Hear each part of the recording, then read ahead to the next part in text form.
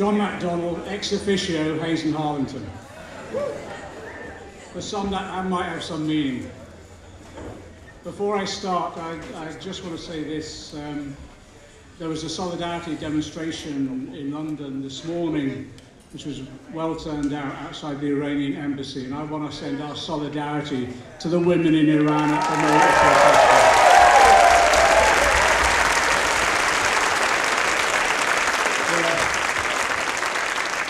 The courage they're showing in the face of brutality, intimidation, and yes, in death as well, I think is something we just have to support with absolute courage and commitment. Tonight's theme was the working class strikes back. We have a whole range of speakers. I hope some of you have brought a packed lunch for breakfast. This is going to go on. But the intention was to start the first night of conference off with a rally which brings together those people who have, at the moment, have entered into struggle. It's, over the last couple of years, to be frank, we've had everything thrown at us after 12 years of austerity, wage cuts, cuts in our public services, attacks on benefits, and at the same time, the grinding relentlessness of the Tories coming back time and time again with another round of attacks on our class. You know, there's that thing that I think Mark Sawalker always used to refer to it about, and they say the Tories don't talk about class struggle, they're too busy waging it. And that's what they've been doing relentlessly for the last 12 years, but the ante is now upped again, particularly with what happened on Friday and the way in which they blatantly and appallingly use the tax system to benefit the people who fund the Tory party, the mega rich and the corporations, and at the same time introduced the language that's coming back, which is about a tax on people on benefits, and at the same time then the threat of another onslaught on trade union rights. Now what's interesting, I think they think that this somehow is going to suppress opposition and the fight back. What it's doing is just motivating more and more people to come into this struggle and fight back against them. So tonight is a celebration of resistance, because this is the working class striking back. This is class struggle.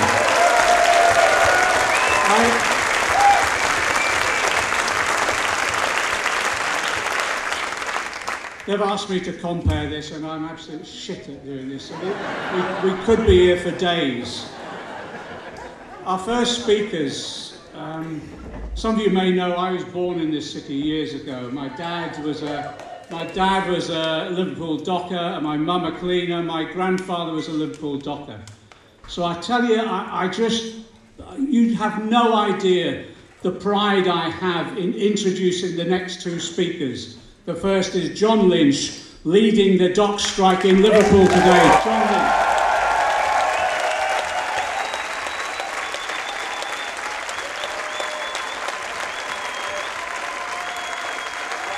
Thank you, everyone. Thank you, brothers, sisters, comrades. Thank you for giving me the opportunity to speak tonight. As you say, Liverpool Dockers are on strike now for currently 2 weeks. The mandate was 99.2% favour of strike action. A mandate like that doesn't just fall out the sky. A mandate like that makes the work for you. You've got to be extremely undervalued, extremely fed up, but most importantly, extremely faith in their own selves and their own union. And that's where we are. We're on the picket line for 2 weeks. We're doing a 24-hour picket. It'll be nice for anyone to come down. Stand with us today. We've had a great day today. Families, friends, Jamie Webster, Annie Russell, a local band this way. So it's been like a bit of a carnival atmosphere today. It'd be nice to see some MPs who aren't scared to get suspended by Mr. Karma to come down to the picket line. We've had some of them who are happy to stand with us. But it'd be nice to see Mr. Karma as well. But I don't think we'll see him. He doesn't like picket lines. But just to give you a bit of a roundup, throughout the pandemic, we were key, essential critical workers, COVID heroes, we were even called at one time. We were given letters, we were given passes. If you were stopped, you had to show them to get into work. Now we're just classed as Middleton Dockers. It's not right. Our company has made £32 million in our department and overall £141 million across the departments, and sold off a percentage of 13% of shares, which works out another £700 million. So enough is enough. Just give us our fair, what we want, a decent day's paid. Any money goes back into our pockets will go back into the economy, not into offshore accounts. So I thank you all for letting me speak.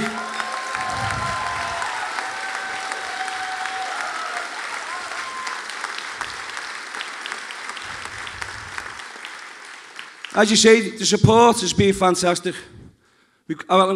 We've had delegates from across the world. We've got delegates we've now going to introduce. We've got Ken Riley from the International Longshoremen's Association, who's been with us the last 3 days. He's been fantastic. He's been speaking to all our members. He's been on the picket round.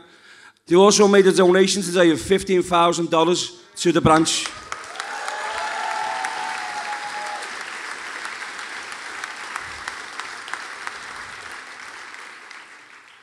So I'll hand you over to Ken. Well, thanks for letting me speak. And anybody who would like to come down and picket, it's a 24-hour picket. We're also going to be at the Labour Party having a demonstration. So you'll probably see us there. Thanks.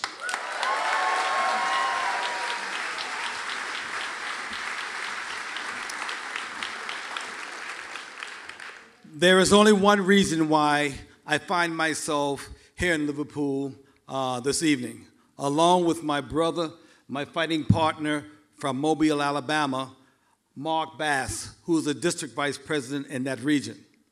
The only reason we find ourselves here is in full support of the Liverpool dock workers.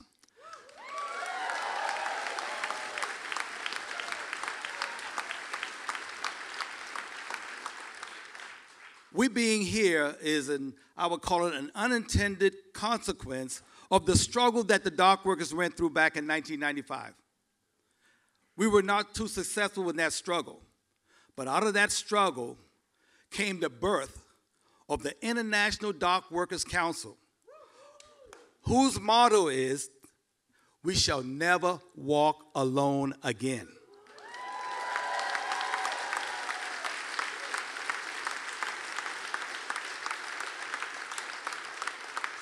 Five years of planning and working hard to develop this global federation, we finally signed that agreement in the island of Tenerife in the year 2000. The same year, my union was in a major struggle in Charleston, South Carolina, in the Deep South, in a conservative red state. We were attacked by 600 police officers. 9 of our men went to jail that night. 5 indicted, facing 20 years in prison. Sued the local for $2.5 million, and we had lost our work. Because of the founding of the IDC, which traces its origin back to the Liverpool dock workers, we were able to garner international support of dock workers from around the world. And a message was sent to the prosecutor in our state from all these unions associated with the International Dock Workers Council that if those 5 gentlemen was not only, if they were just taken into the courtroom, never mind them being convicted, if you take them into the courtroom, ports were going to shut down around the world.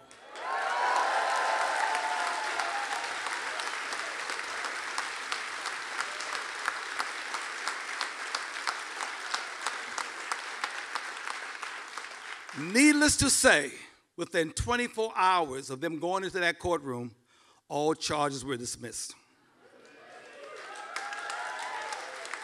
That is the power of international solidarity. So it's now time to pay back to those dock workers here in Liverpool that we remember who stood with us, who helped to give fuel to the founding of the IDC. We owe them so much. So we are here, standing on the picket line with them, taking the message back to all of our rank and file members up and down the East Coast and the Gulf Coast of the United States, and of course, our friends on the West Coast of the United States also send their wishes of solidarity to this struggle. We will be back very soon. This time, we'll be back to celebrate the victory. Thank you so much.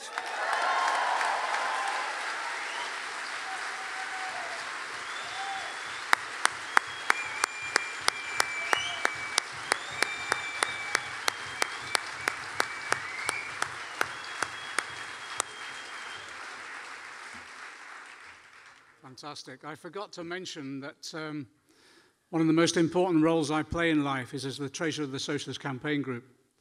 And we've gone into major investments now.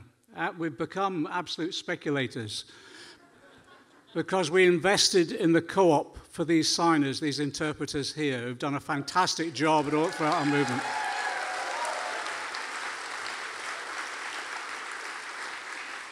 In 2017 and 2019, we used those elections wherever we possibly could to see if we could use the parliamentary selections to bring in a new generation of socialists into Parliament.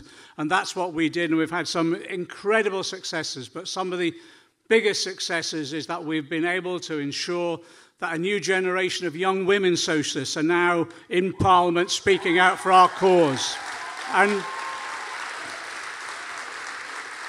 there are two of them on the platform tonight, I think, have just made such a cut-through in being able to present socialist arguments coherently and actually been able to lift people's spirits and inspire them.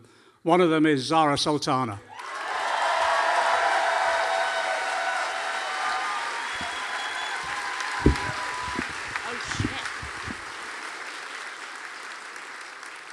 Hi everyone, I just want to begin, like John did, with sending my solidarity to the women in Iran and Eastern Kurdistan who are protesting, demonstrating, risking their lives against patriarchal forces that are making horrible decisions about choices and bodily autonomy, and that extends not just to Iran, but even in the US and beyond, where women, trans people, gender diverse communities are having to fight for bodily autonomy and their own choices. And yeah, full solidarity to everyone who's resisting all forms of oppression, and also full solidarity to the Liverpool dock workers and us Labour MPs who believe in trade unions and will show solidarity with trade unions. We'll be on the picket lines with them on Monday morning, and I hope that you all will be there too.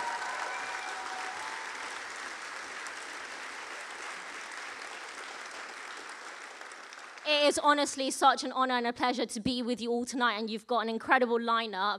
I'm just warming the crowd up for everyone who's to come, really. I just want to say that politics is depressing. It's shit. I try to avoid watching the news as much as I can. Can't really help it. It's part of my job. But there is so much hope and there's so much resistance, and that's what tonight is all about. I was in Parliament yesterday with John, Nadia, and others, and our new Etonian, Oxbridge-educated, former investment banker Chancellor, Kwasi Kwarteng, presented a mini-budget.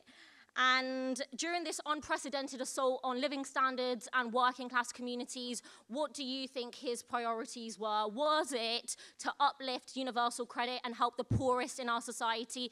No. Was it to raise the minimum wage and end poverty, work and pay? No, again. Was it perhaps to commit investing in our NHS, in our schools and in our public services? Again, no. Instead, his priority was to scrap the cap on bankers' bonuses. His priority was to help the wealthiest in our society, the top 1% of earners, and to cut tax on the profits of big business. If someone makes $1 million, I'm not sure if there's anyone in the room, unlikely, making £1 million a year, you are going to be £54,000 better off after this mini budget, while nothing at all for the poorest in our society. This was a budget by the rich, for the rich. This is class war, as John put it, and we're fighting back.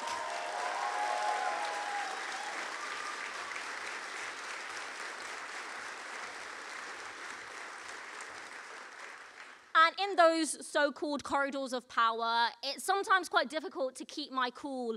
You might see me beefing Priti Patel, you might see me giving dire looks at other Tories. It's really hard when they are enacting such cruelty to our communities, and they haven't just been doing it for a year, they've been doing it for 12 years, day in, day out, hurting people, the most marginalized and the most vulnerable. And constituents tell me of the terror they're facing, and that's the words that they use terror and terrified, and they're having to make, and so many people in this room too, are having to make difficult decisions around heating and eating. To heat or to eat. In the 6th largest economy in the world, those are the things that people are having to think about. And it's not a soundbite, it's a reality facing millions of people, and it's absolutely disgraceful, and that's why we can't let them get away with it.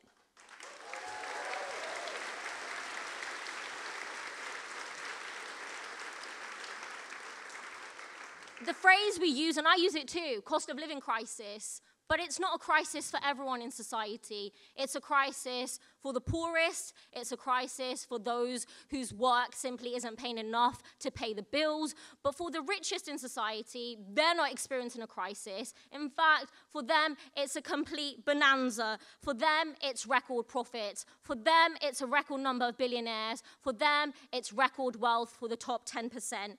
And let's be clear about this. It's not like there's a shortage of wealth and resources in this country. There isn't. It's because those greedy bastards have hoarded all the wealth, and we're here to redistribute it and take it back.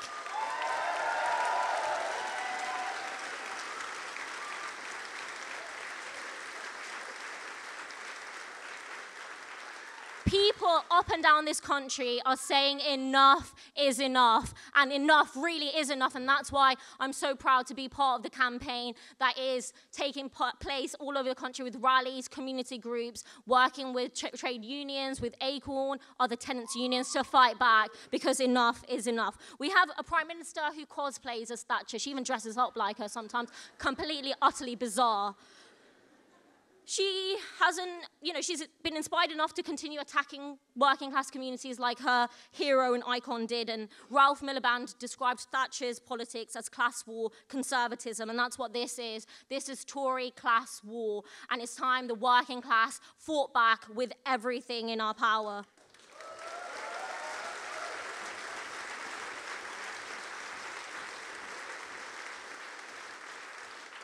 And Liz Truss, she's not just handing out billions of pounds in tax cuts to the super rich, she's also pledged to bring in new legislation to attack trade unions as the cost of living exacerbates, making some of the most regressive anti-trade union policies in this country even worse. She's clear about who she's fighting for. She's fighting for the billionaires, she's fighting for the CEOs, the fossil fuel giants and big business.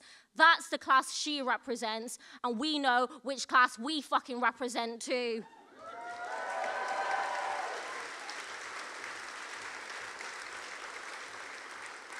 Having said that, not everyone in the Labour Party is clear about the class that they represent, and sometimes it's good to issue some reminders, because the clue is in the name. It's the Labour Party, and it's workers. We stand side by side and we represent.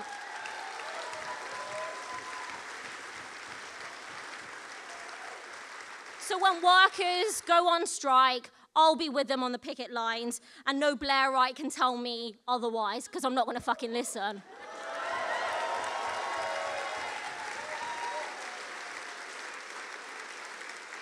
When workers go on strike, it's not workers versus the public. It's not the office worker versus the postie versus the firefighter versus the nurse. It's about workers versus bosses. The choice is so simple, and we are on the side of the workers every single time. And yeah.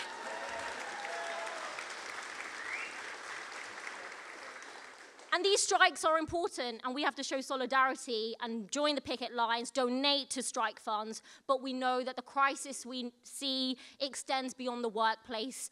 It extends beyond food banks. It extends beyond shoddy housing, rip-off landlords. It extends beyond energy bills and profit-making oil companies. That's why it's so important to unite all of these struggles to say that enough is enough. That's why we're bringing together trade unions and MPs, we're bringing together activists and community groups, and that's why we're packing out events up and down the country in places that haven't had huge events in a very long time, because we're not accepting this rigged system anymore. This campaign that I hope you will all join if you're not already part of. I mean, 500,000 people have already signed up, so I'm hoping some of those people are in the room tonight. Our 5 key demands are a real pay rise, to slash bills and bring utilities into public ownership. That is not controversial. That is what we need to do. To end food poverty, to have decent housing for all, and to finally make the super rich pay their share. They are exploiting this crisis. They've created previous crises. Working class people are not paying for their mess ever again. That is something we need to be abundantly clear about. And I'll finish with this, because I've been talking for a long time, and there's amazing people who get to come. It's really important that we don't fall into any kind of despair. The last few years have been incredibly difficult. Working class communities, trade unions, all of us have been attacked relentlessly. And it's really difficult in this moment, but change is in the air. And I take so much inspiration from trade unions and workers who are fighting the fight. Because we've seen action, we've seen a summer of solidarity, and that will become an autumn of anger and continued action. The working class, like Mick Lynch, who's coming up after, big up Mick, like Mick said, the working class is back, and it's in all of its diversity, and we refuse to be poor anymore. And I think that's something that we can all shout and claim proudly. So we need to be taking our politics, our solutions to the crises we face to every part of the country. We need to stand with workers on picket lines. We need to put solidarity into action at food banks and speak out for all of our working class communities. On the 1st of October, on Saturday, 1st of October, the CWU, the TSSA, ASLEF, RMT will all be out on strike in one of the biggest strike days in recent history. Enough is enough. We'll be out there. And I hope you will join them all too. Solidarity, and thank you for having me. Thank you.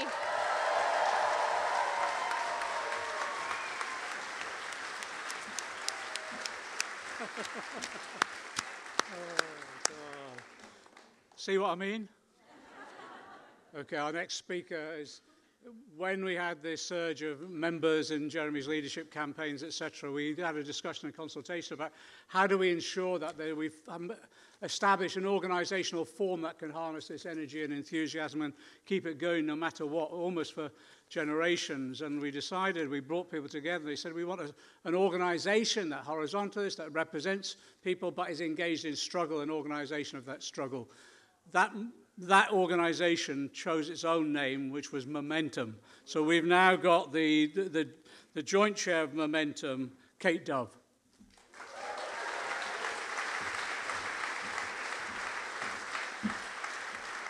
Hi everyone, what a wonderful evening it is today in Liverpool, and what an honour to speak to you all. Thank you, and I want to echo all the remarks from Zara, our wonderful Dockers, and John also. And to the TWT team for organising this whole event, and what I'm sure will be a fantastic festival in the upcoming days. So, if anything, shows that this whole huge event shows that the flame of socialism is burning bright, and this gives me, and I know many young people, so much optimism for what's to come. So, not to dampen it any further, but I want to talk about the Labour Party.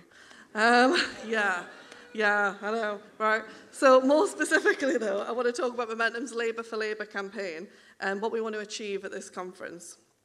So what the campaign's about is simple. It's solidarity. It's solidarity with the nurses gearing up for a strike ballot. Solidarity with the postal workers on strike next month. Solidarity with all the rail workers striking next week at the Tory Party conference, no less. And solidarity with John and the Dockers on strike right now in Liverpool. We'll be down there on the picket line with you, John, I guarantee you that.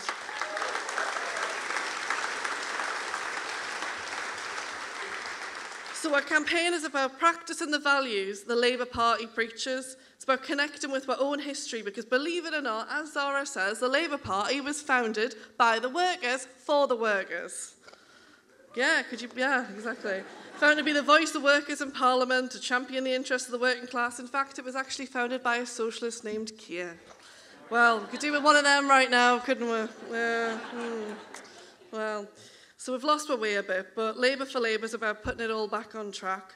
We've launched the campaign last month with two main demands of Keir. Number one, back the workers and end this ridiculous and offensive picket line ban. Number two,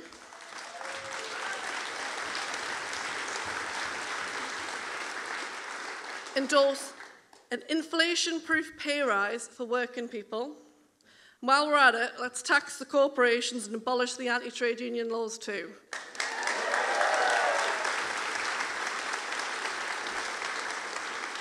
So I suppose the message to Keir is simple.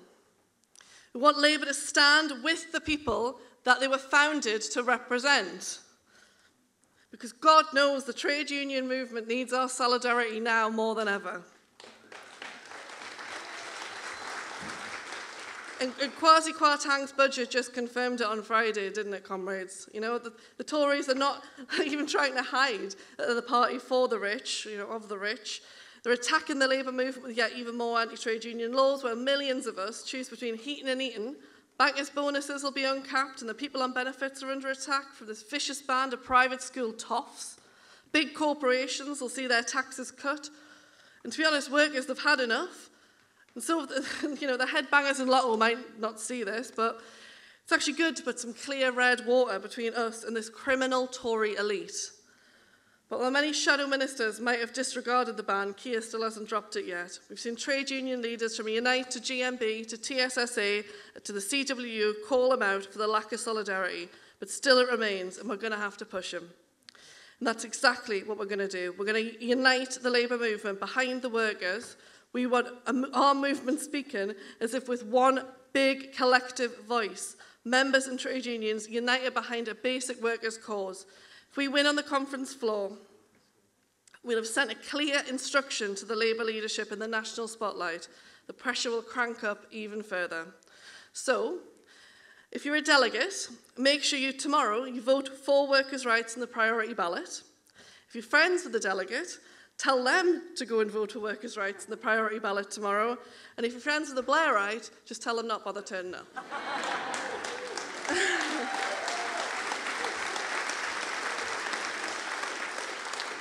So thank you all for your solidarity and comradeship, and I hope you have a lovely week. Thank you very much.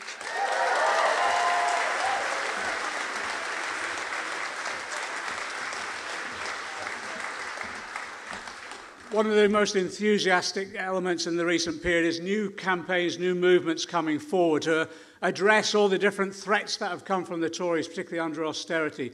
And one of the new campaigns that's emerged in recent years is those that are campaigning both strictly for tenants. And one of the best campaigns I've seen actually is those campaigns where they're representing individual tenants, fighting against landlords, and yes, if necessary, taking direct action to do so.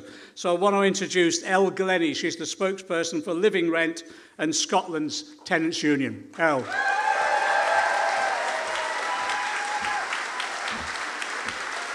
Thank you. Hello. I mean, what a bloody lineup to try and follow, eh? I would be lying if I said I wasn't bricking it right now. Honestly, I found out I was speaking at like 10 a.m. yesterday, so bear with me. It is amazing, obviously, to be here as a spokesperson for Living Rent, which is Scotland's tenants union. But it's also mad because I was born and raised 10 minutes down the road in Walton. Thank you. But I've lived up in Glasgow for over a decade now. And as you'll know, Glasgow and Liverpool, they are very similar cities. And not least for their shared sense of working class community resistance, right? And in every single city UK-wide where we've got proud working class people living, we are building unions, we are organising, we are creating the means to defend our own communities. And honestly, let me tell you, it is so bloody hard. But that is why it's so incredible to see all of you here tonight, because we desperately need it. Now, I'm sure that many of you will share my experience of growing up in shit housing. Like, I remember going to bed in the winter wearing my coat, you know, when we couldn't afford to put the heating on. And we've got more of that coming up now. I remember living in a mouldy council-built 2 up, 2 down with 6 kids. I remember taking my A-level exams while living in a bloody caravan because we couldn't find affordable housing. And I remember the bloody indignity of homelessness and the feeling that it was somehow my own fault. But none of that was the failure of my hard-working parents. No, that was a failure of the state. A state which refuses to regulate...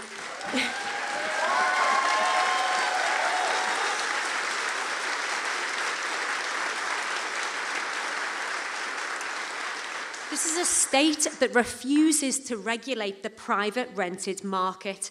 A state who very willingly sold off council homes and refused to build more. A state which fails to see housing as a basic fucking human right.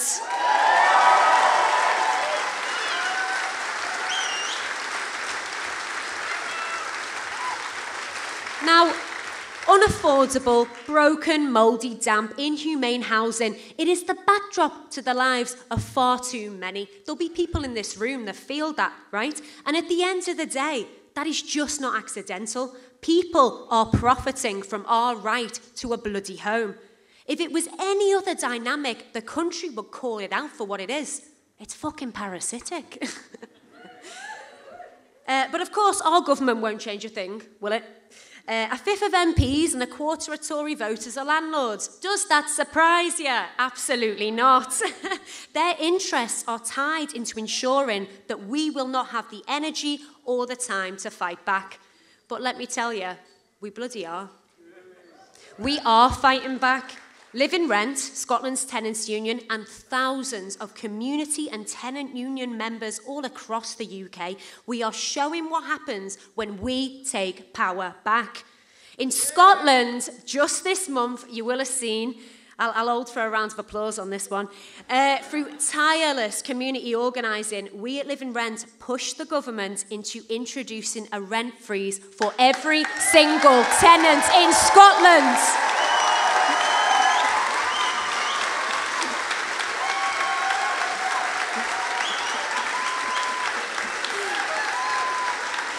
And I mean, right, that's not all. You know, last year we pushed the Scottish Government into promising to deliver rent controls. Now, rent controls used to be seen as some bygone concept, right? We brought them back into the political conversation bit by bit. And I say this from lived experience, that was done on the doors, that was at street stalls, it was through conversations with our neighbours. Because every single day, our union members show up at doors to stop evictions. We stand outside letting agents to demand repairs, and we organise to defend our communities.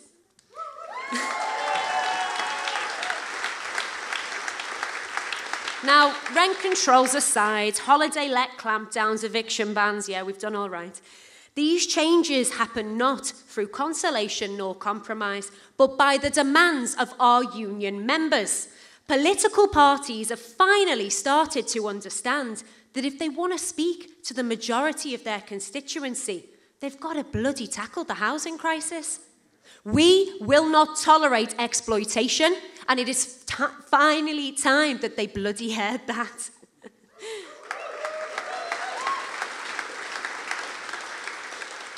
But we're obviously not stopping here. During a cost of living crisis, we are not stopping and we are not giving up. We need community and tenant groups to work alongside trade unions to fight back. As trade unions hold the fight in the workplaces, we need tenants and community unions to pick up the fight back home. We built this country. It belongs to us. And we need to take it back. Please, I implore you, join your local tenants union, join Live in Rent, join Acorn, join London Renters Union, join CATU. Speak to your neighbours, have faith in the power of the working class, and resist. Thank you.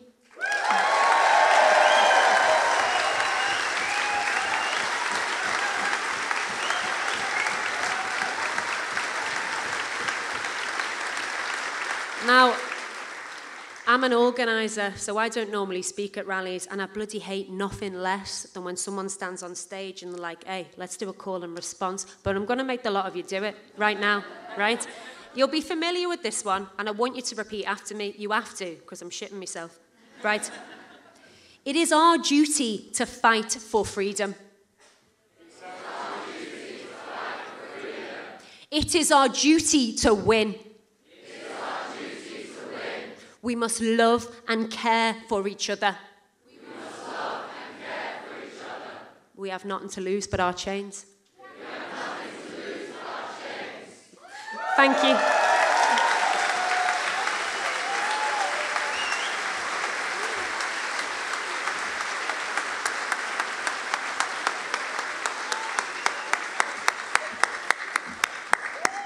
When Keir Hardie stood, first of all, he stood for socialism and for the abolition of landlordism. That was going to go into our next manifesto, and it should do. Look, a number of years ago, I was approached to try and re-establish the RMT union, parliamentary group in Parliament. And a comrade of mine was General Secretary of the union at the time, and we contacted all the MPs that were members of the RMT union. We said, there's a certain group of policies we expect you to be supporting if you're a member of the union, the parliamentary group. And one of the policies was public ownership of rail. Now, some of the existing members of the RMT parliamentary group couldn't sign up. So my friend, a bloke called, you might have heard of him, called Bob Crowe. Bob decided, well, they can't be members of the parliamentary group, we'll have to kick them out. Well, he did that, but he went a bit further with John Prescott, and he evicted him from an RMT flat as well. And when Bob died, to be honest, I was heartbroken, and so was the union as well, the union members too. It was a huge setback, to be frank, not just for RMT, it was a huge setback for our whole movement, because Bob was a firm, articulate advocate, not just of trade unionism, but of socialism as well. And he was rooted in the working class, and I thought, would we ever see the like again in any union, let alone RMT? And I tell you, what's emerged over this last year or two is the like of Bob Crowe again in Mick Lynch. Mick Lynch.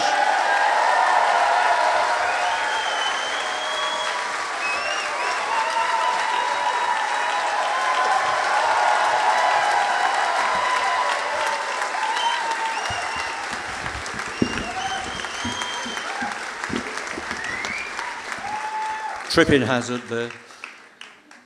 Good evening, Liverpool. I always try to fulfil invitations to Liverpool because one day the Liverpool 5 branch, if I keep coming back, will nominate me in an election in our union. But I still live in hope on that. I don't know if there's any in tonight. Give us a wave.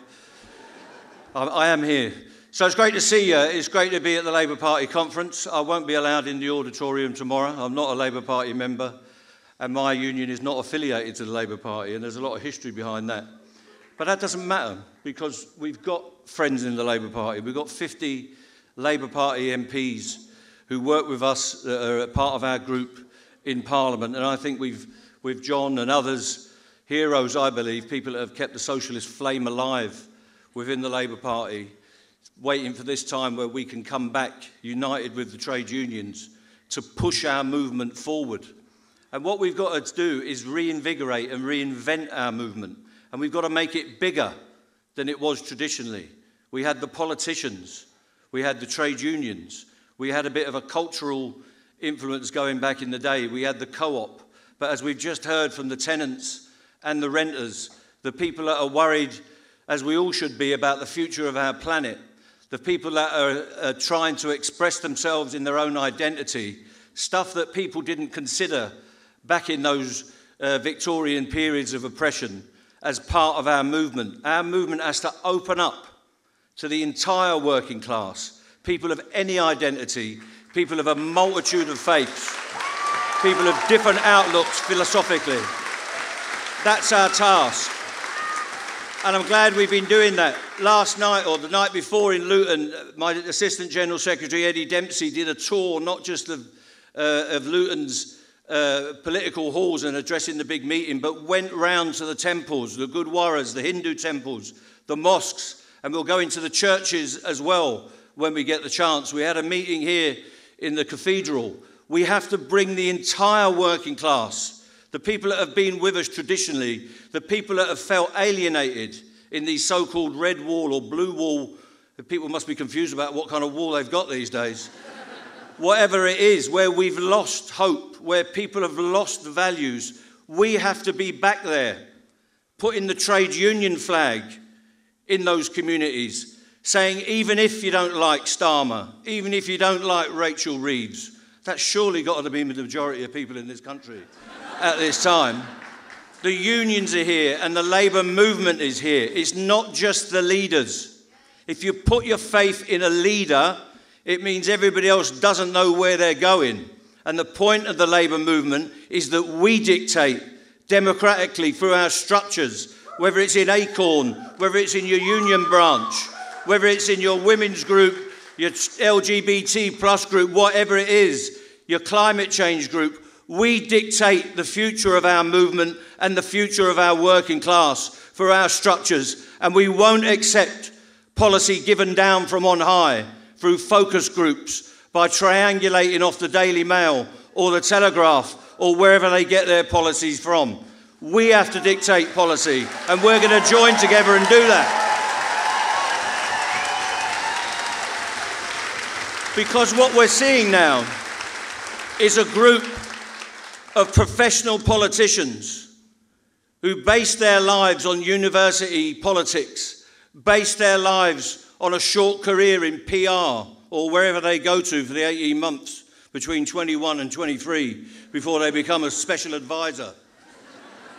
We haven't got enough trade unionists in there. We haven't got enough working class women. We haven't got enough black people. We haven't got enough people from around the world. We haven't got enough migrants. We haven't got enough welders. We haven't got enough nurses. We haven't got enough scaffolders in the House of Commons. We need to be there. Our class needs to be in the town hall, in the parish council, in Parliament, leading the way in the trade unions, leading the way in all of our communities. And that's why we say the working class is back. We are here. We are going to struggle. We're going to organise. We're going to debate. We're going to win the argument, and we're going to win for our people. And the next phase in that is going back from this meeting, this conference this week, not coming out on a high. You might get on a high later on from what I'm hearing. Not just coming out on a high from the debate, but committing yourself to a job of work to be done. All those people that are in your communities, all those people that are in your families, all your friends in the boozer or wherever you hang out, they've got to be one to our struggle. That's the way the working class moves. It's no good just debating these issues with your friends. It's no good staying on these blog posts. Do they still exist? I heard about them about 20 years ago. Or whatever it is, on social media. We have to be in the communities with the people that are struggling. We have to support the food banks, even if we don't think they exist. Because if they go out of business, some of our people will be literally starving. We have to put our arms around each other in solidarity, in community, and in struggle. And we have to tell the Labour Party, you have to put this shoulder to our wheel as working class people. And if you can do that, we will support you. If you can't do it, you need to get out of the way and get somebody else who can.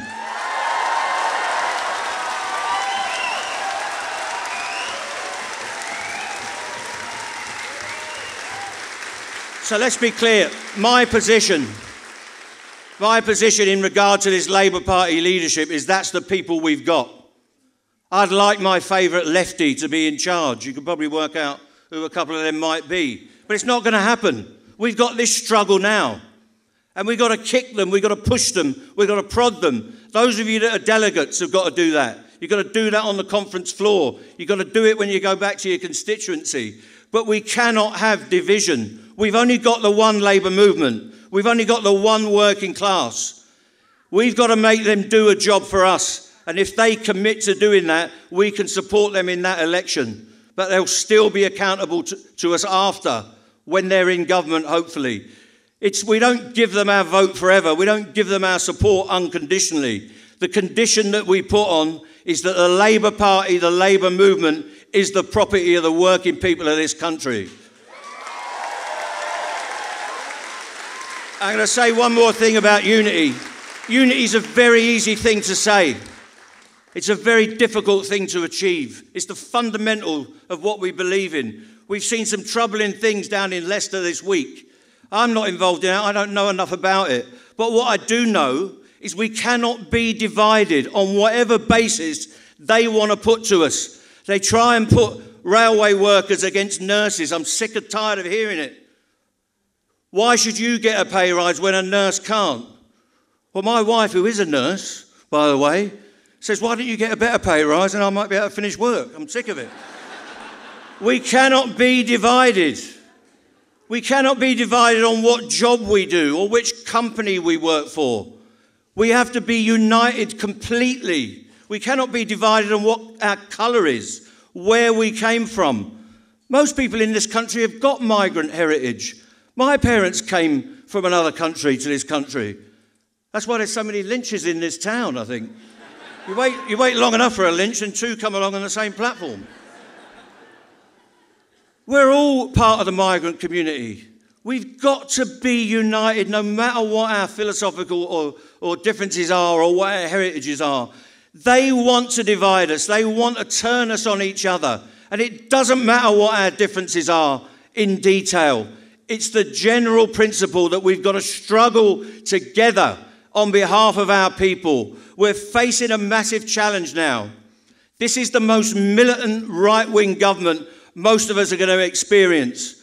I just wish the people that are meant to be representing us were as bold and radical as this lot have shown themselves in the last 2 or 3 days. They are all about the redistribution of wealth. Unfortunately, it's going the wrong way.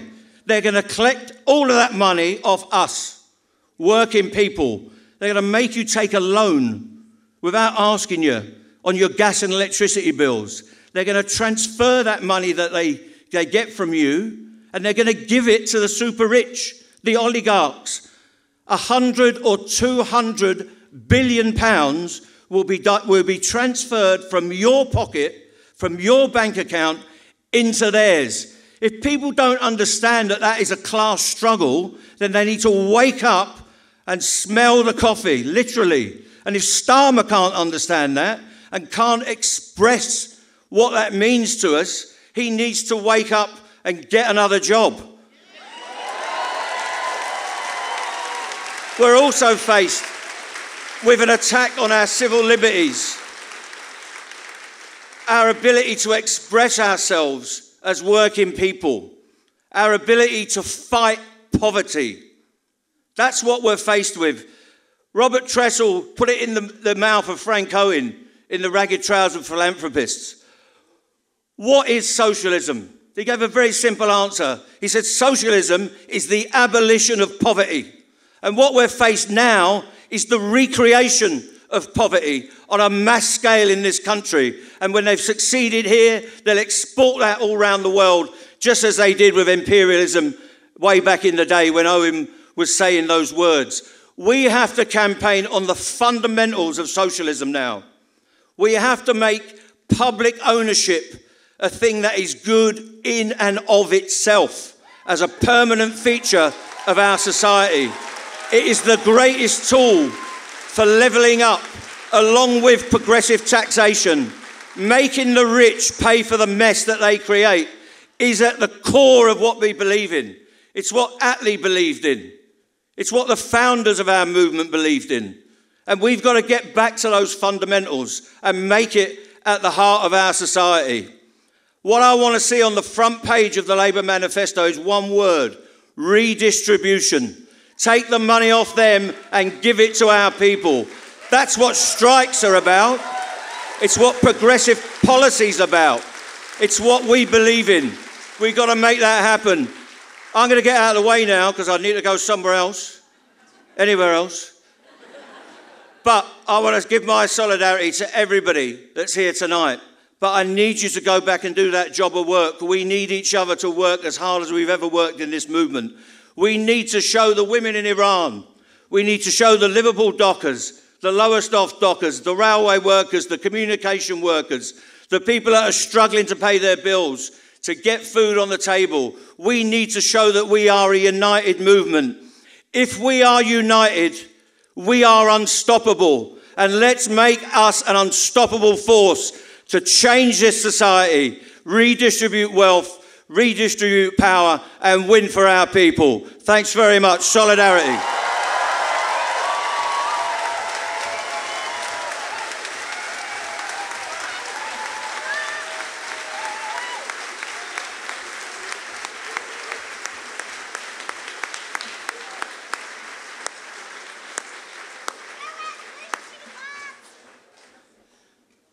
I mentioned at the last election we had a new generation of MPs coming in, socialist MPs, and particularly young women as the voice of socialism for the future. The youngest of our MPs that came in at that point in time was incredibly impressive during the COVID period. If you remember, what happened is that when COVID hit, she said, I'm an MP and my job is to be in Parliament, of course, but also I can't stand by when the people I used to work with in the care home are being overwhelmed at the moment. So she left Parliament and went back in to care for the elderly residents in the care home she came from. I thought that was heroic, but a demonstration of what socialism is all about. Nadia Whittam, Socialist MP.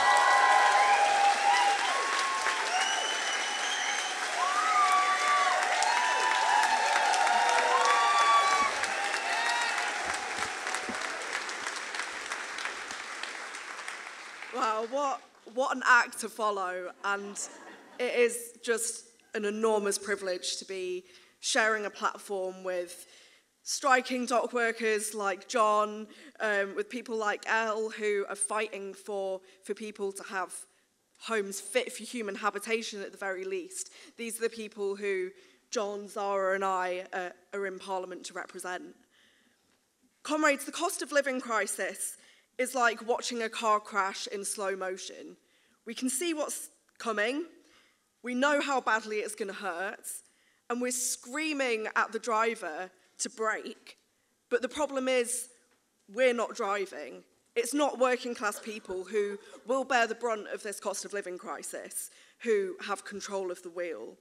It's a Tory government who cares about protecting the interests of the super rich and not the rest of us.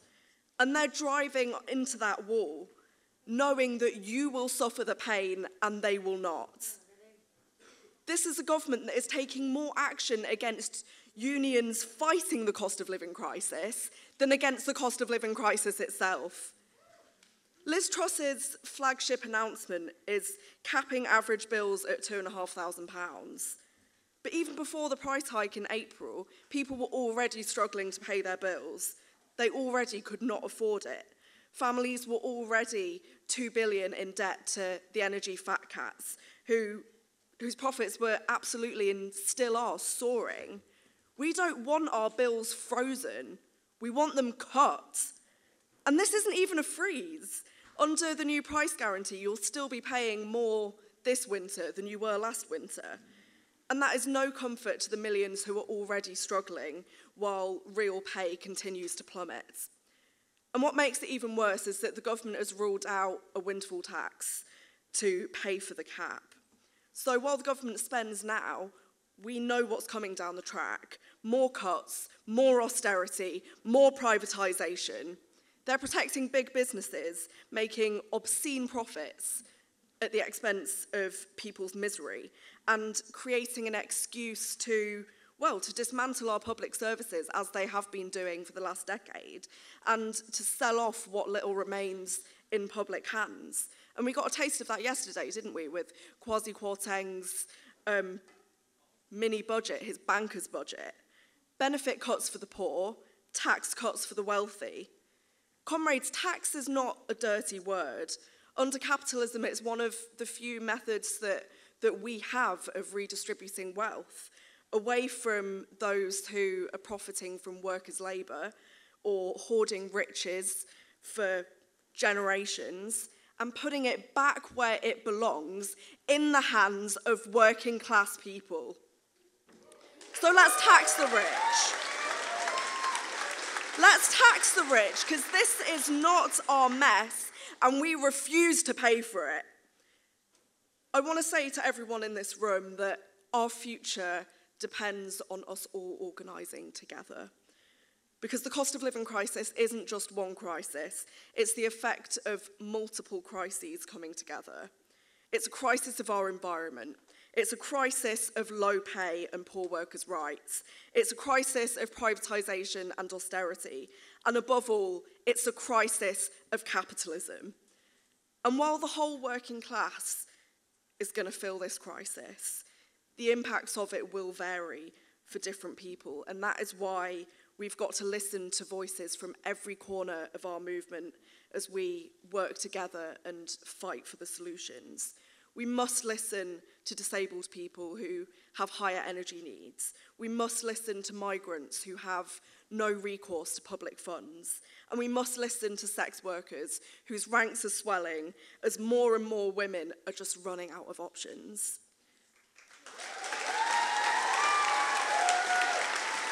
We must stand with all of them, with every single member of the working class in all its diversity.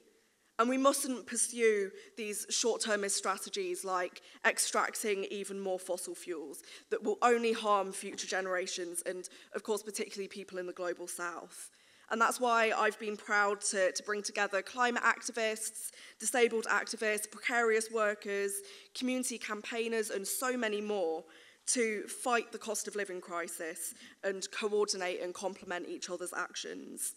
And just look at what has been won already, from Don't Pay, forcing the government to U-turn on the energy price rise, to striking workers winning pay rises. And those victories are even more impressive when you consider the fact that our laws are rigged against trade unions. This wave of industrial militancy that we're seeing, it's meant to be impossible. The bosses and the Tories have done everything in their power to prevent strikes and to make them ineffective. But every hurdle they've put in the way, workers are beating. From record returns on strike ballots to coordinating action for maximum disruption, trade unionists are making the impossible reality. So I know that together we have what it takes to overcome the cost of living crisis. We have what it takes to beat every single anti-union law since Thatcher. And we have what it takes to dismantle a society that doesn't work for the majority, that keeps people poor, that gives us only the scraps and not the full meal that we have cooked. So comrades, let's get out there, let's fight for it and let's win it. Solidarity.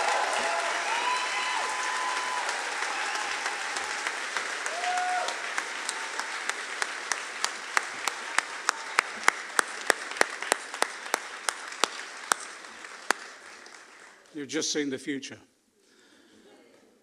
Can I say that one of the first unions that started the fight back was a union that, as a result of its collective leadership, was able to engage with its members, ensure that they had mass turnouts at their ballots for industrial action, and ensure also that the vote for industrial action was overwhelming. That doesn't come naturally. You have to work for those votes, and you need a leadership to enable that to happen.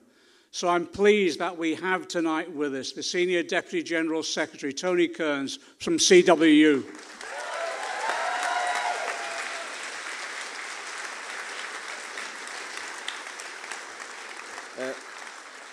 Thanks, John. Thanks for that introduction. Thanks for the round of applause. You really wanted Dave Wardo, didn't you? Be honest, you can tell me. I'm going to do that thing that John McDonnell did. I'm from this city. My father was from this city. He was a postman in this city, from that branch, actually, of the union. And one of the pieces of advice my father gave me was always start with a quote from James Connolly. Yeah? I'm just going to keep saying James Connolly now, and I'll get all the applause. I've got two quotes from James Connolly, one now, one at the end. James Connolly said, legislation does not control the lords of industry. It is the lords of industry who control legislation. As we often put it, the class which rules industrially will rule politically. And no more was that in evidence than on Friday. So here's the thing. Kwasi Kwarteng, if I pronounced that right, No apologies if I didn't. Kwasi Kwarteng, in his register of interests, was a political advisor to a company called Odin Asset Management, Wealth Management Company. And on Friday, Odin Asset Management Wealth Company made £145 million because they bet on the bond market in this country collapsing. And why did the bond market in this country collapse? Because their political advisor stood up in the House of Commons and made it so. And never was James Connolly's words more ring true than what we saw on Friday. This is the economic class pulling the strings of the political class. And so I think, well, I'll go to the Labour Party conference and everything will be all right. And so I sat having a drink earlier and I was reading the agenda and constitutional amendments. I quickly glossed over them, mind-numbingly boring. And I thought, I'll have a look at the fringe and I'll see what's on, what are the best fringe meetings to go to. Corporate sponsor, corporate sponsor, corporate sponsor, corporate sponsor, corporate sponsor. Politics is no longer for the people. Politics is for big business and corporations. And no more do we see that in the CWU by the actions of BT and Openreach, the Post Office and Royal Mail. Culminating in nearly 170,000 CWU members on strike 3 weeks ago on the same day.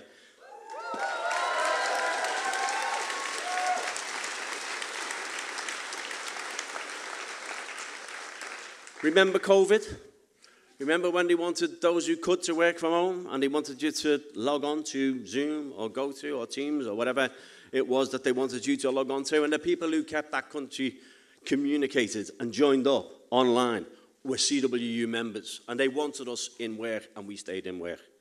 And who was it they wanted to deliver testing kits to home addresses and business and offices? The CWU members, and they stayed in work. And what thanks did we get? I'll tell you what we get from BT, a global multi-billion-pound company handing out millions of pounds in profits in dividends to shareholders and chief executives. We have a pay deal imposed without negotiation and threats to cut terms and conditions, which is why for the first time in 23 years, over 40,000 BT Openreach members were on strike this summer.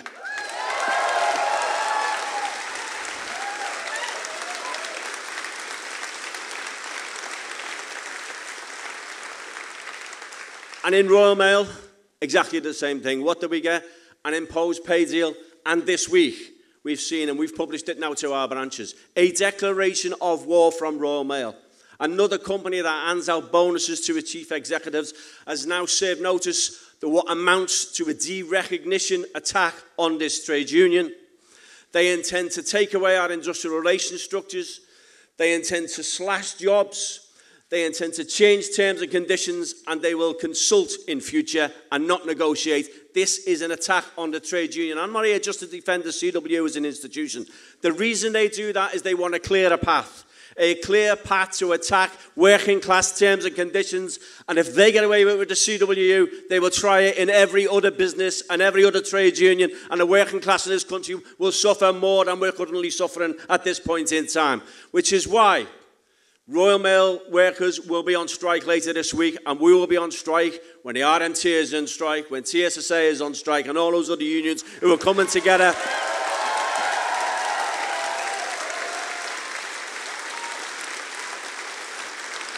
Coming together to see the biggest single day of action that this country has seen in quite a long time. But they're coming for us. We are all in for the fight of our lives. And I've heard the message of solidarity, and we agree with them all. I've just got another James Connolly quote, just for a do. Here's what we in the CWU, wasn't a benefit claimant who came along and tried to slash our members' terms and conditions and our wages. Wasn't a migrant who wanted to strip out 10, 20,000 jobs. It wasn't the Roma community who wanted to put up rents that saw people being evicted. It wasn't climate change activists trying to save the planet for the future who poisoned the water with raw sewage. It was none of those people. And if we as trade unions and the working class want to come together, we have to unite all those groups. As James Connolly said, our great object will be to unite the workers and to bury in one common grave the religious hatreds, the provincial jealousies and mutual distrusts upon which oppression has so long depended for security. That's the fight we've got to win. That's the task in front of us. when all those groups are under attack, by all means come and support picket lines. But when those groups are under attack, don't stand in silence, get out there and support them. CWU and proud, trade unionist and proud, working class solidarity, we'll win this.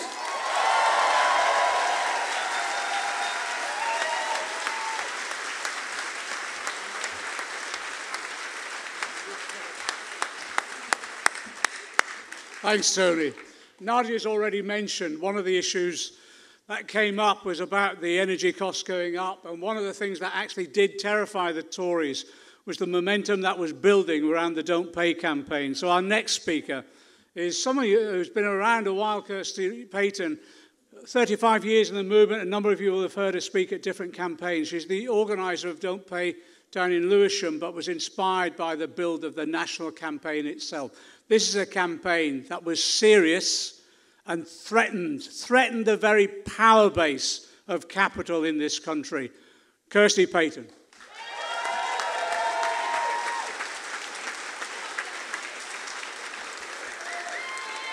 Hi, folks. It's going to be a cold winter. It's going to be a winter of discontent. It's going to be a winter where we're not going to be putting up with it anymore. On the way up here, I did that thing you do where you try and find out what is going on, what's the scale of the crisis that we're walking into. The National Energy Action predicted in 2020 that there would be an excess of 35,000 deaths in winter. And when they dug down on the detail, 8,500 of those people that died because they were cold. That was 2 years ago. When I got a letter from OVO that said out of nowhere that my £75 a month I was paying by direct debit was going to go up to £200, well, they took it without my permission, and I thought something very serious was happening. And then 6 weeks ago, I got another letter from Stephen Fitzpatrick. Google these people, by the way. He's the CEO of OVO, that I get my electricity and gas from. And he wrote an apologetic letter to me saying he was really sorry that the energy bill is going to go up to £363 a month. This is really serious. Sometimes we get a bit embarrassed about sharing the detail of our personal lives, but I take home £1,200. Doesn't take much maths to work out what's going to be left at the end of that.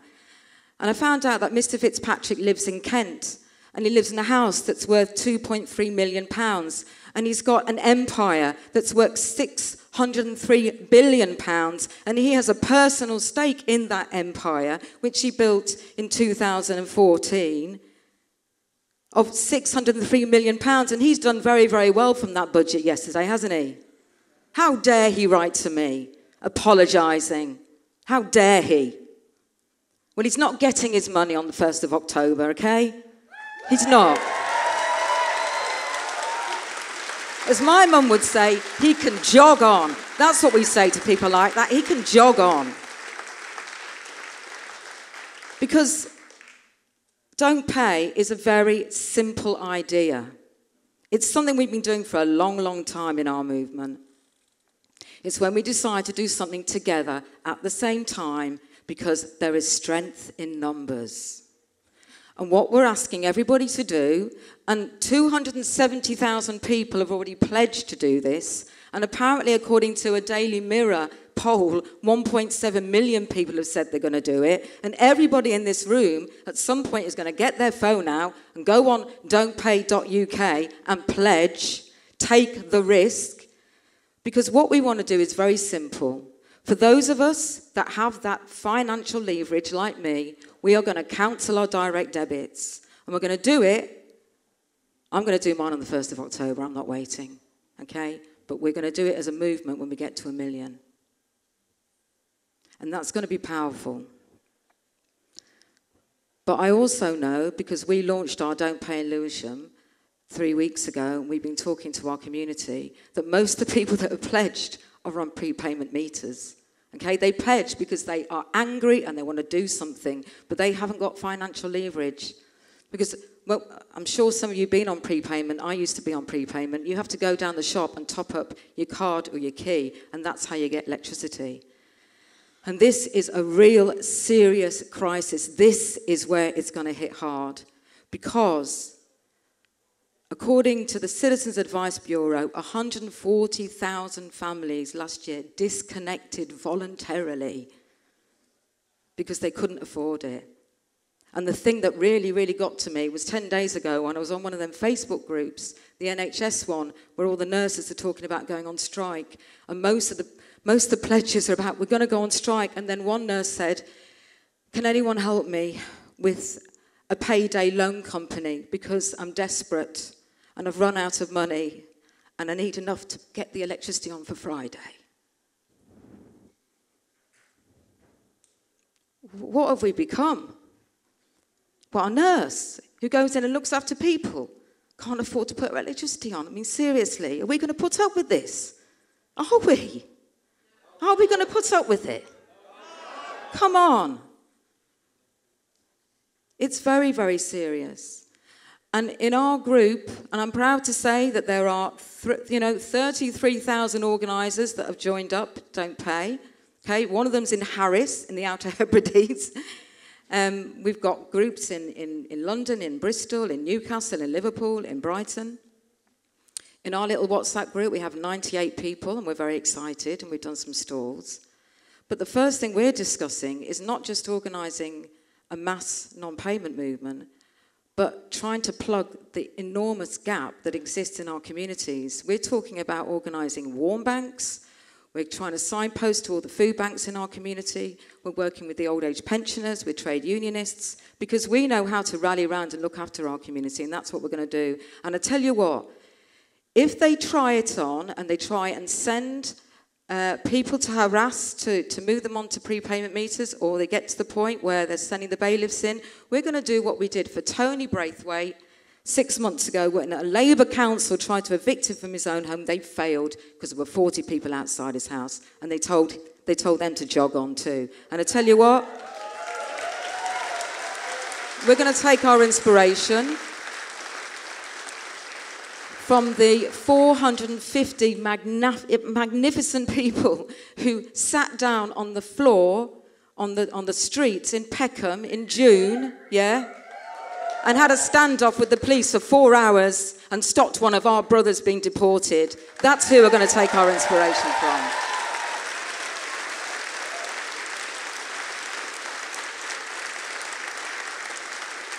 Because I remember when I was 17 and I set up a poll tax union on my street in King's Heath in Birmingham.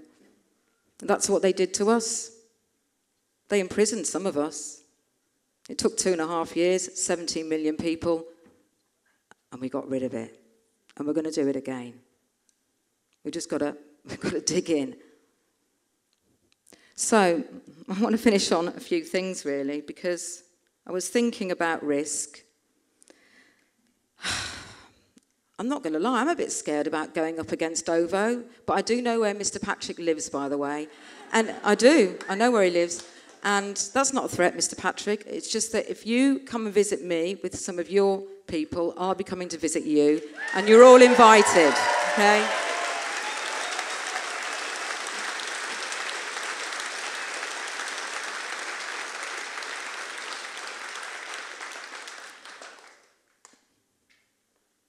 If there's no struggle, there's no progress. Those who profess to favour freedom, yet depreciate agitation, want crops without ploughing the ground. They want rain without thunder and lightning. And they want an ocean without the awful roar of its waters.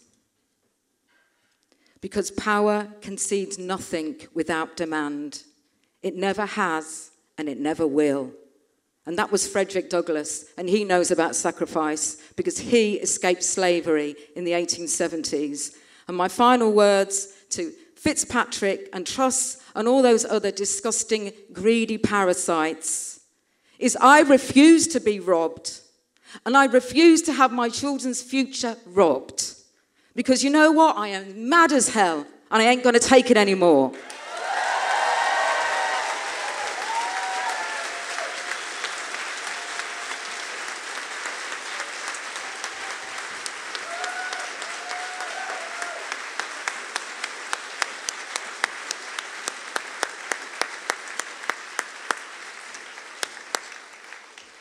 The trade union has now taken a decision to enter this struggle on the basis of overwhelming support from its members, a union that stood by us over the years, a union that sacrificed its members' lives to keep us safe over generations, and at the same time is consistently under attack and the wages cut, and at the same time also trying to undermine their working conditions. That union has now decided they're going to take action.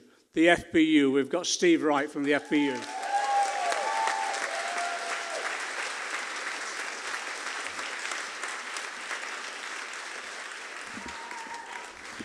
Evening, comrades, and I'm happy to say we're about to join the striking party. One thing I just want to say, attended a conference last year in Brighton, and as a union official and a delegate who has to sit in that conference hall listening to Starmer and his gang, well, that's demoralising. But what isn't is coming to these events run by the TW2 with comrades in this room. That's what empowers us. That's what builds our momentum and builds our movement. And that is what conference is for me. It's not Starmer and it's not that gang. It's this. So long live TWT.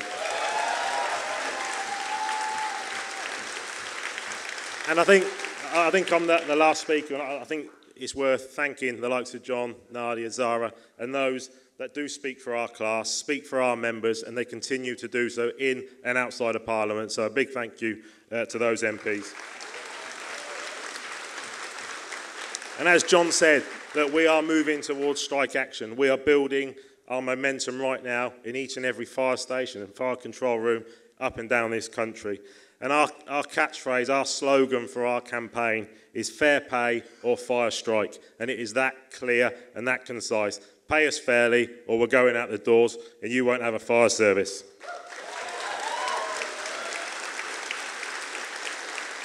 And our bosses, our employers, this government offered firefighters in June a 2% pay offer. That is the equivalent to £10 a week. In the middle of this cost of living crisis, it's not going to cut it. And our members are quite rightly angry, and they see it as an insult, and they see it as another attack from this toxic Tory government. And this comes on the back of a decade of pay caps, pay restraints in the public sector, and the austerity and the funding issue that firefighters are witnessing on a day-to-day basis. It also comes on the back of a pandemic where firefighters were not just going to their house fires 365 days a year, saving lives, going to car crashes. They took on extra roles. They were driving ambulances. They were providing emergency medical response because the ambulance service in the NHS could not cope because of what this government had done to it. They were working in mortuaries, moving the deceased bodies of COVID victims. They were giving out vaccinations. So they stood up during this pandemic and they're rewarded with a £10 a week pay offer. Claps don't pay bills, it's been said before, so pay us a fair and decent wage that our families can live on.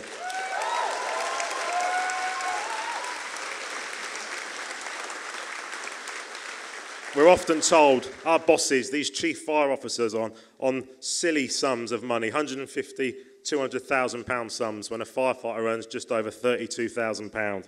And we're being told that the fire service is in decline, the fire calls are going down. Well, you only had to watch the news during the summer in the heat waves and the wildfires, and the firefighters are on the front line for hours. And the reason they're on the front line for hours is because there's been 11,500 firefighters lost in 10 years. 1 in 5 posts have been slashed by this government. It is an absolute disgrace, and we cannot cope or take any more cuts to the front line of the fire service. Just a couple more points, really. That we're educating and organising our members at the moment. And we know that in a period of a campaign and in a struggle like this, we need to keep our members well informed. So we're talking about picket lines. We're telling them what picket lines are for. And if Mick hadn't have left, I'd have thanked Mick for his schooling of the right-wing press about what a picket line is.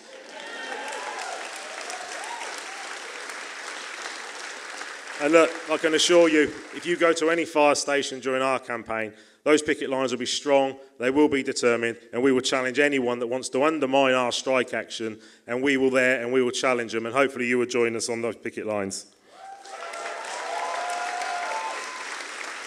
And I'll finish with this. It's been said before, and it will be said again, and you'll probably hear it during this campaign.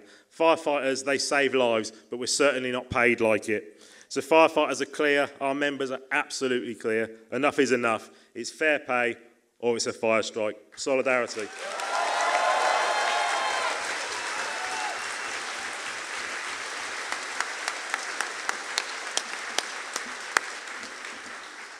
Our penultimate speaker is key to the work that we've been trying to do to ensure that in addition to all those domestic individual disputes that are taking place in the UK, that we recognise we're an internationalist movement and we want to build solidarity globally. And one of the issues we need to build solidarity globally is obviously to tackle the climate emergency.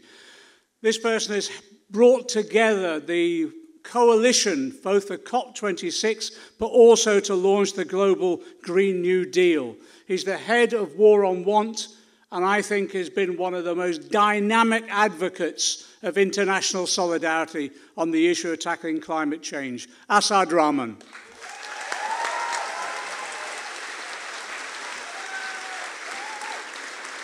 Cheers, comrades. Always difficult to follow so many amazing people this evening. First of all, let me bring solidarity greetings from War on Want. And I think we've heard tonight, we're not just facing a cost of living crisis or a crisis of inequality or a crisis of climate change. What we're facing is a crisis of the whole rotten system. It's a crisis of capital. And that capital for 500 years has spawned everything from slavery, colonialism, imperialism, and that death cult called neoliberalism. And nothing can ever stand in the way of course, of its relentless pursuit of profit and exploitation of people, our resources, and of course, our planet. And it's incredible when we look at this moment that this system has set our planet on fire. This system has left half the world living without basic public services, without food, without energy, denied living wages. And even during this global pandemic, this global health pandemic, it preferred to let millions of people die so that big pharmaceutical companies could make $1 million a second in profit. That's the system we are fighting. And all the while, there's just been one certainty. The rich keep getting richer. And I hear sometimes, of course, you hear the billionaire class, Bezos and all of them. They keep talking about the bloody rockets to space, right? But what's incredible is just if that billionaire class stacked their money in a tower, it reached the moon, not just once and back, but 52 times. That's how obscene their wealth is. And I'm telling you, I wish they'd fucking get on that rocket and fucking go up and stay there.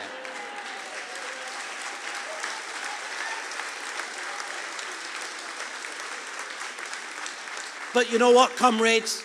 Some people say, oh, well, look, the system's broken. It's not broken. It's been rigged. It was set up to do exactly what it's doing. And so we shouldn't be surprised at all by our government that it plans to squeeze us.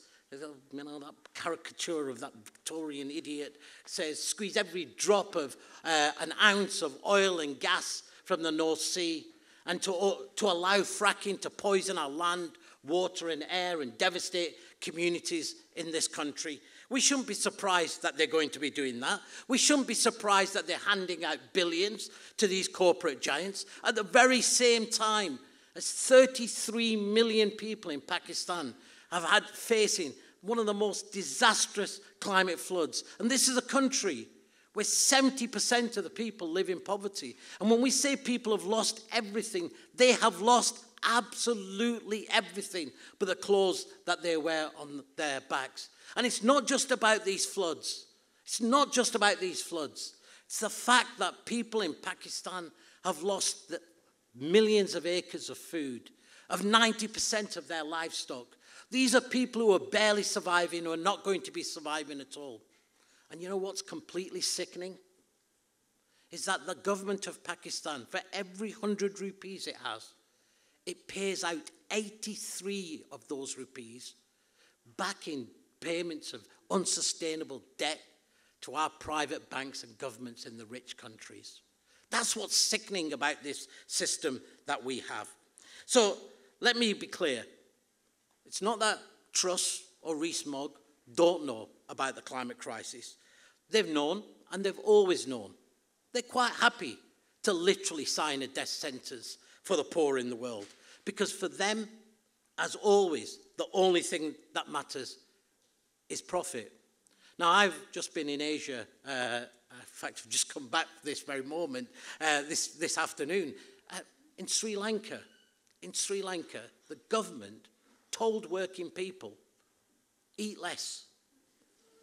That was their answer to this crisis. They told the people, eat less. And the IMF told the Sri Lanka government, you know what you've got to do? You've got to privatise what's left of your economy. You've got to create tax-free zones so there can be no barriers to corporate profit. And what you've got to do is you've got to weaken your labour laws. Do something about these pesky trade unions that you have. And the Sri Lankan movements, they said enough is enough. They took to the streets, and that government fled. Maybe there's a lesson there for all of us.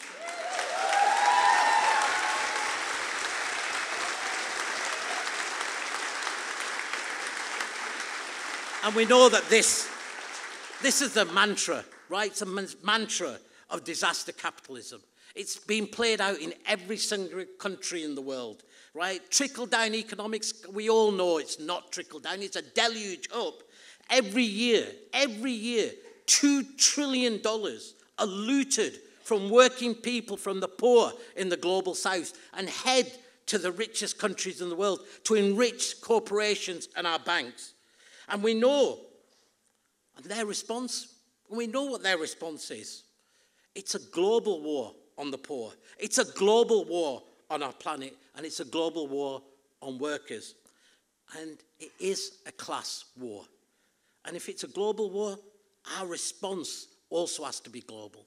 And now we've gone past the time when, they needed to send military coups to overthrow the likes of Al-Benz or Mossadegh or Lumumba. Now they've rigged the global trade rules. They've rigged the financial taxes, the corporation.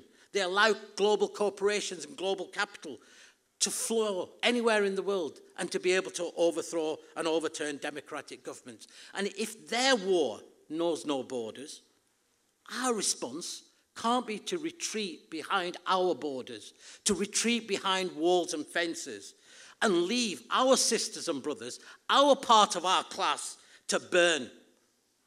We can't.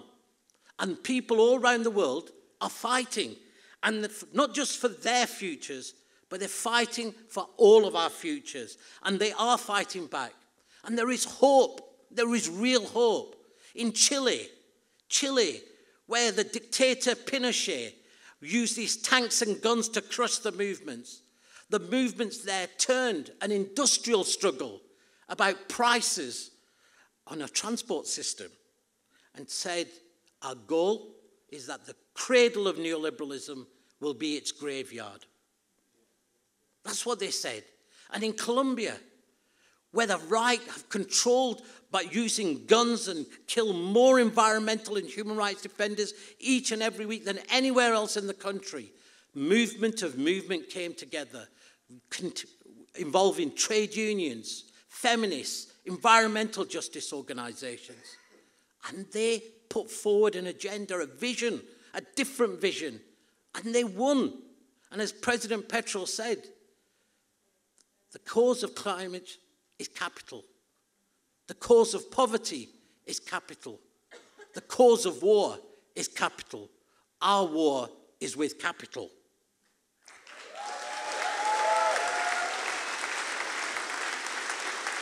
But there's one thing about neoliberalism. there's one thing about neoliberalism. It's like that monster, in it. Gramsci did say this is a time of monsters, but it's like the undead. It keeps coming back, no matter how much you kill it. It keeps coming back, supported, of course, by shadowy right-wing think tanks and corporate money. So at this moment, you know, we can't be like, oh, well, it's a hydra, let's just cut off its head in one country, because it's growing back too. We have to cut it off and destroy it in absolutely every single country. But we, here in the UK, have a special responsibility, because the monster's lair is in our country. It's in the City of London. It's in the banks and corporations that are destroying the world.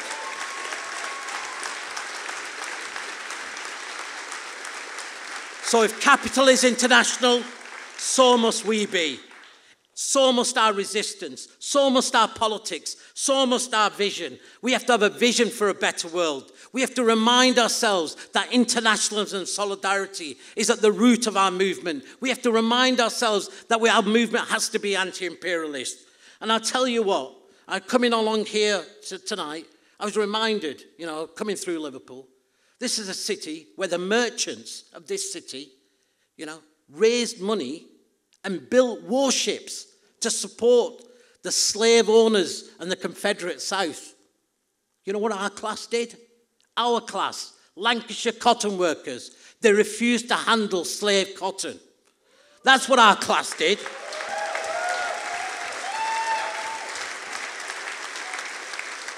And when the Daily Mail, that likes to now attack working people, when the Daily Mail and the elites were busy, you know, backing Mosley's black shirts and fascists, what was our class doing?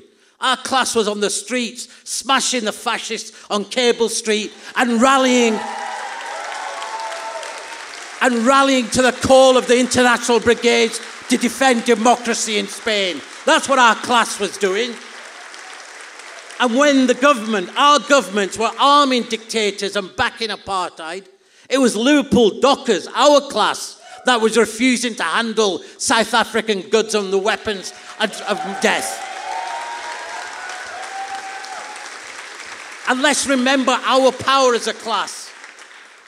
Who was it after the Second World War that created the NHS, our pension and welfare system, who said that the heights of the economy shouldn't be about exploitation, should be about public control? It was our class that had a vision of a better Britain and put it into effect, and it's been their class that has spent decades trying to destroy it.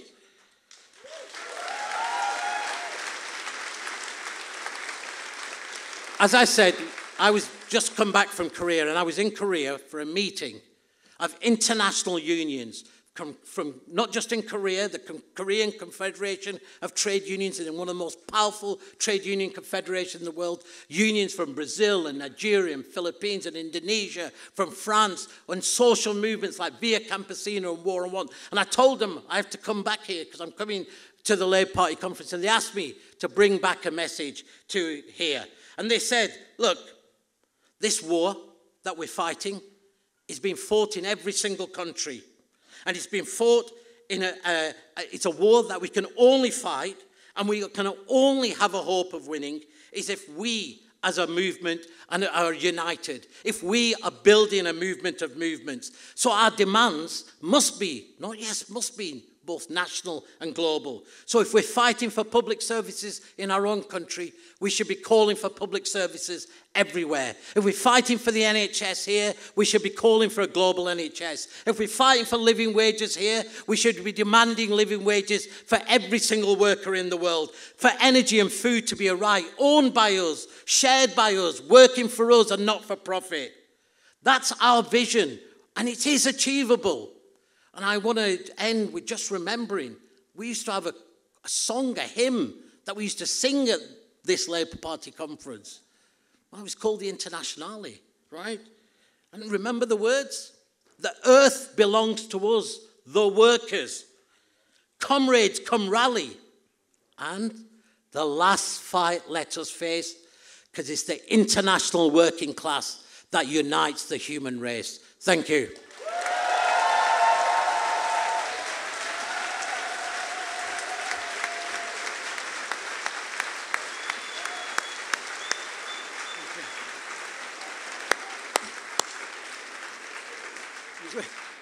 He's literally flown in from Korea this afternoon. Thanks, Asad, for that. Can we just have the stewards at the door to ensure no one leaves at this point? And if anyone attempts to move towards the door, I will get the floodlight on them, I will name them, I will shame them, because it's our financial appeal. Sam, come and do the appeal. Cheers, John. Sorry, everyone, I'll try and be as quick as possible. Can we just give it up for the absolutely incredible speakers just now? Unbelievable.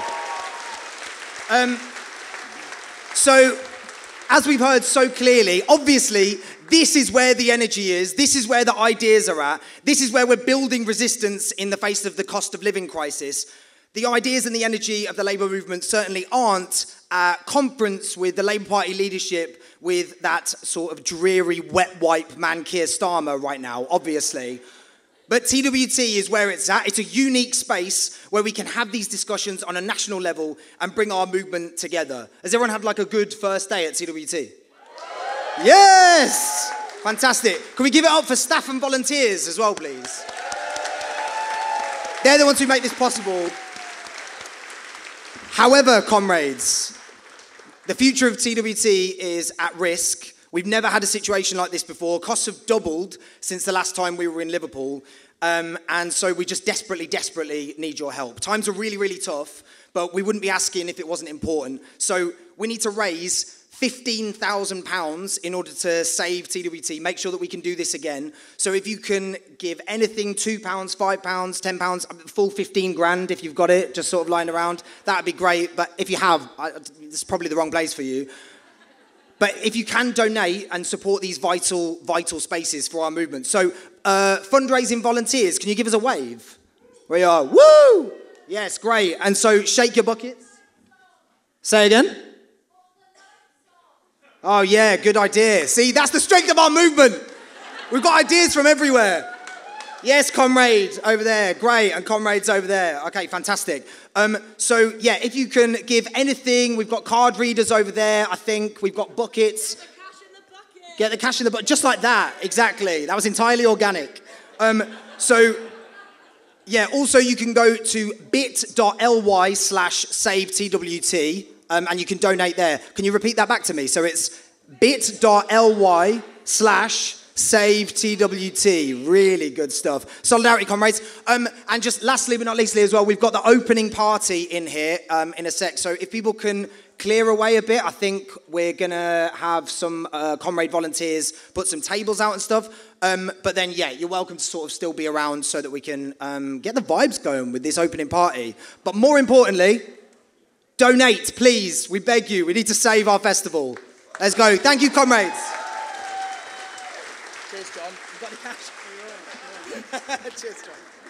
Okay, we're not having a party. We're going to break up into working groups to study the philosophical works of Keir Starmer. It won't take long. Can I thank all our speakers? Can we thank all the organisers, the voluntary organisers working throughout this week to organise TWT? And I just want to leave you with one anecdote, that's all. I was interviewed on the PM programme at BBC Today, and they said, look, the Tories are setting this trap for you about taxation. They're going to reduce the basic rate. It's a trap. You're going to have to be voting against a tax cut. I said, no, we don't. Anything they take off that, we just increase the tax on the wealthy. It's as simple as that. We can take them on every way. The most important thing this week, though, is to ensure the Labour leadership knows we can take them on and win, but we'll only do that if we're radical, if we're strong, and above all else, we support in solidarity those workers in struggle on the front line at the moment. Solidarity.